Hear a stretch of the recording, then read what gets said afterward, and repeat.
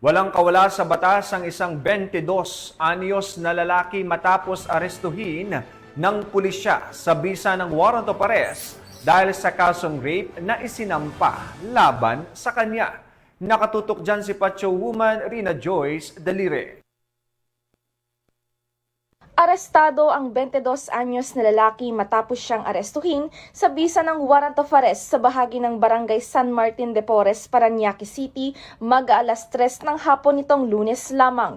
Kinilalang akusadong si alias Dominic at nakalista bilang top 3 most wanted person ng Parañaque PNP station level ng buwan ng Pebrero taong kasalukuyan. Ayon sa hepe ng Warrant and Subpoena Section, naaresto ang suspect matapos magbigay na impormasyon ang isang confidential informant patungkol sa kinaroroonan ng akusado.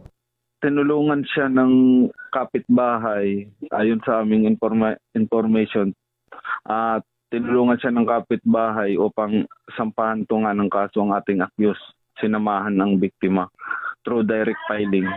Ang akusado ay nahaharap sa patong-patong nitong warrant of arrest sa kasong RA 7610 o Child Abuse Law na may piyansang 200,000 pesos at wala namang inirerekomendang piyansa para sa kaso nitong rape na 2 counts. Nagawa ng akusado ang krimen matapos nitong pagsamantalahin at halayin ang nakababata nitong kapatid. Tuwing gabi daw nagiinuman sila ng kaniyang mga kapatid. Pag nakainom na sila, pag natutulog, ay katabi lang nila yung kanilang biktima. Ang biktima niya ay kanyang kapatid. Ilang beses din kasing nagalaw to ng ating accused, itong kapatid niya. Nakakulong ngayon ng akusado sa Parañaque City Police Station para sa tamang disposition.